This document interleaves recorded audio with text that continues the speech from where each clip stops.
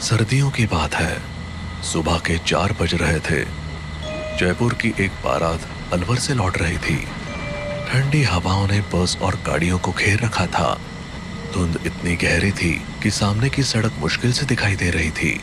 दूल्हे अजय की Ertiga car में उसकी माँ चित्रा, दुल्हन रीमा, बहन सोनल, दोस्त विक्रम और रोहित के साथ ड्राइवर भी था। बहू, आराम से बैठी हो ना? जी मम्मी जी। शादी बहुत झमेले वाला काम है। इतनी थकावट हो रही है जिसकी कोई हद ही नहीं। अरे विक्रम, कहाँ खोया हुआ है? लगता है वो अपनी शादी के सपने बुन रहा है। अरे नहीं यार, मैं तो बस बाहर देख रहा था कि कितना अंधेरा है, कैसा डरावना माहौल लग रहा है। ऐसे में किसी को इस रास्ते पर अकेले पैदल चलना पड़ेगा तो क्या होगा? अरे भैया क्यों डरा रहे हो? ऐसी बातें ना करो ना। सच में ये सब मत कहिए, यहाँ का माहौल वैसे ही डरावना है। ऊपर से इतनी ठंड है कि हड्डियां कांप रही है और तुम होके डराने की बातें कर रहे हो। हाँ ठीक है, अब नहीं कहूंगा। I am very very sorry. जैसे जैसे गाड़ी आगे बढ़ रही थी, अंधेरा गहराता जा रहा था। ठंडी सर्दियों की हवा खिड़कियों से अंदर घुस रही थी और हर कोई अपनी अपनी जगह पर दुबक कर बैठा था। इस बीच उन लोगों को पता ही नहीं चला कि ड्राइवर ने एक गलत मोड़ ले लिया है। कुछ ही देर बाद एक सुनसान जगह पर कार अचानक रुक गई। यहाँ गाड़ी क्यों रोक दी? गाड़ी रोकी नहीं है, अपने आप रुक गई है। लेकिन ये जगह कौन सी है? इतना कोहरा है, कुछ समझ नहीं आ रहा। लगता है हम रास्ता भटक गए हैं। अजय ने फोन निकालकर मैप चेक किया। मैप ने दिखाया कि वो भानगढ़ किले के सामने है और तभी उसके मोबाइल के नेटवर्क चले गए।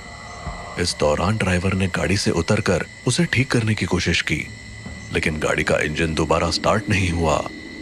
ये क्या मुसीबत है?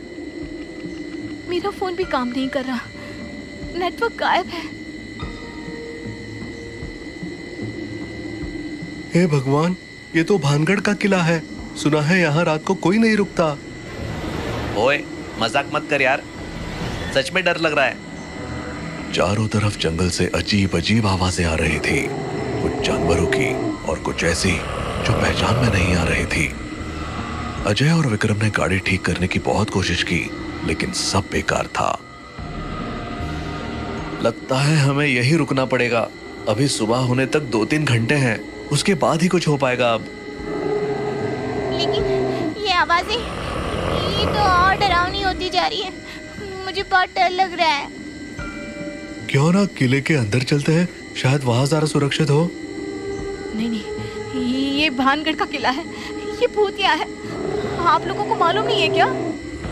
वो सब कहानियां हैं, असल में यहाँ ऐसा कभी कुछ नहीं हुआ है। हाँ, विक्रम सही कह रहा है। चलो सब लोग अंदर चलो, यहाँ जंगली जानवरों का खतरा है। जी अंदर चलिए, भूत हो ना हो लेकिन जानवर जरूर हैं। वो लोग उसकी बात मानने को तैयार ही नहीं थे, पर तभी कहीं दूर से भेड़िए की आवाज आई और सब फौरन अंदर पहुंच गए।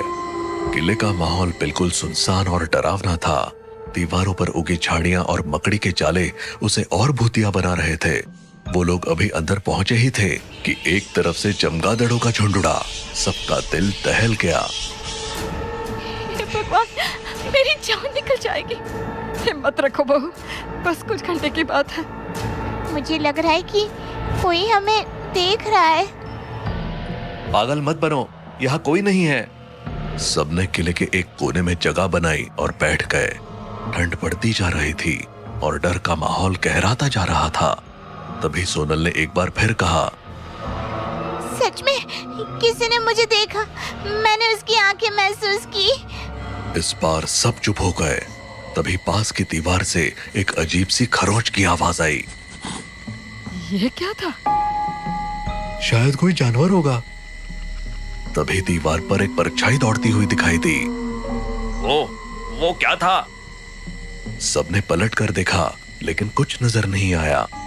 किले के अंधेरे में हर कोना और भी भयानक लगने लगा। तभी अचानक सोनल जोर से चिल्लाई, वो देखो क्या है।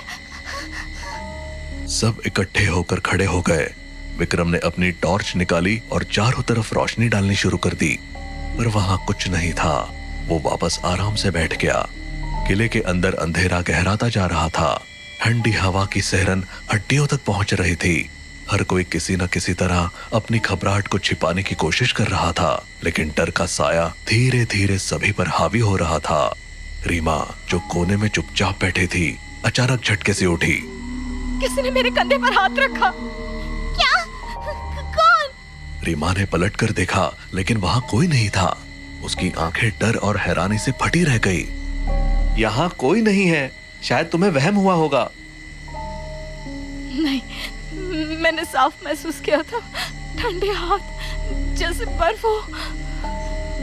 इसी बीच रोहित ने दूर से किसी के उसे बुलाने की आवाज सुनी। रोहित, तुम लोगों ने वो सुना? किसी ने मेरा नाम लिया। कौन? मुझे नहीं पता, लेकिन उस दीवार के पीछे से आवाज आ रही है। हाँ, आवाज तो आई, मैंने भी सुनी। सभी दीवार की तरफ देखने लगे। वहां कोई नहीं था, लेकिन आवाज फिर आई, इस बार और करीब से। रोहित! ये क्या हो रहा है? विक्रम, जो अब तक खुद को शांत रखने की कोशिश कर रहा था, उसे अंधेरे में एक परछाई झांकती हुई दिखाई दी। वो परछाई हर कुछ सेकंड में दिखती और गायब हो जाती। वहां कोई है, मैंने उसे देखा। विक्रम, ये समय मजाक का नहीं है। मैं मजाक नहीं कर रहा, मैंने सच में किसी को देखा वहां। सभी ने डर के मारे एक दूसरे को कसकर पकड़ लिया। अब सबको लगने लगा कि उनसे बहुत बड़ी गलती हो गई है। हमसे गलती हो गई जो यहाँ आ गए, हमें तुरंत यहाँ से निकलना चाहिए। सबने सहमति में सिर हिलाया और बाहर जाने का रास्ता ढूंढने लगे, लेकिन जब वो उस जगह पहुंचे जहां से अंदर आए थे, तो बाहर जाने का रास्ता गायब हो चुका था।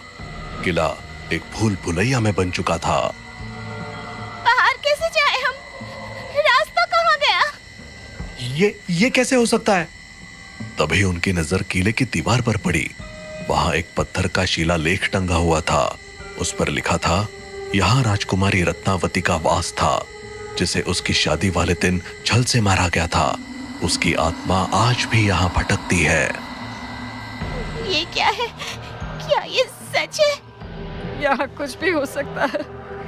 तभी एक भारी कदमों की आवाज आने लगी, जैसे कोई लोहे की चप्पल पहनकर चल रहा हो। ये आवाज कहाँ से आ रही है? दीवार के पीछे से एक परछाई उभरी। सभी ने देखा कि एक सुंदर स्त्री सामने खड़ी थी। उसके लंबे बाल और सफेद कपड़े हवा में लहरा रहे थे। उसकी आंखों में गुस्सा भरा हुआ था। तुम लोग मेरी जगह क्यों आए? ये किला मेरा है। सबके रोंगटे खड़े हो गए। रीमा डर के मारे चीख पड़ी। ये कौन है? लगता है ये वही राजकुमारी की आत्मा है। हे भगवान, हमें बचा ले। सोनल के इतना कहते ही वो सुंदर राजकुमारी एक भयानक चुड़ैल में बदल गई और अपनी उंगली अजय की ओर उठाकर गुस्से में बोली, तुम मेरे हो, ये लड़की मेरी जगह नहीं ले सकती। उसे छोड़ दो, वरना मैं सबको खत्म कर दूंगी। अजय ने रीमा को कसकर पकड़ लिया। सभी डर के मारे कांप रहे थे। अजय कुछ करो, मुझे बहुत डर लग रहा है। मैं शादी तुझसे करूंगी, वरना यहाँ से कोई जिंदा नहीं जाएगा। राजकुमारी ने एक चीख मारी और अचानक दीवारें हिलने लगी। उसकी भयानक चीख ने पूरे किले को हिला दिया था। अचानक ड्राइवर हवा में उठ गया। बचाओ, मुझे नीचे उतारो। लेकिन राजकुमारी ने उसे जोर से दीवार पर फेंक दिया। उसकी गर्दन टूट चुकी थी और वो वहीं मर गया। खून दीवार पर फैलने लगा। सब पूरी तरह चीख रहे थे और तभी रोहित को महसूस हुआ कि कोई उसे खींच रहा है। कोई मुझे पकड़ रहा है। अजय, बचाओ। लेकिन वो दीवार के पार खींचता चला गया और अचानक गायब हो गया। उसकी चीखें किले में गूंजती रही और फिर एक भयानक सन्नाटा छा गया। अब विक्रम को ऐसा महसूस हुआ जैसे कोई उसके सीने पर भारी पत्थर रख रहा हो। मुझे सांस नहीं आ रही, कोई मुझे बचाओ। वो दर्द से तड़पते हुए नीचे गिर पड़ा। उसकी आंखें लाल हो गई और कुछ ही पलों में उसकी सांसें थम गई। हमें छोड़ दो।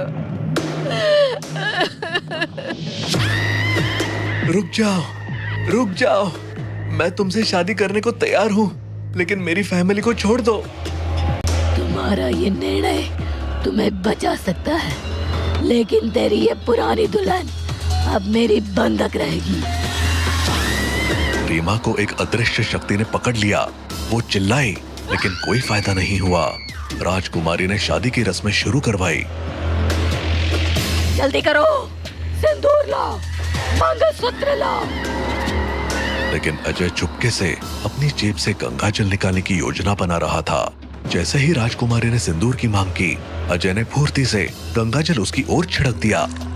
तेरी सारी शक्ति खत्म हो जाएगी।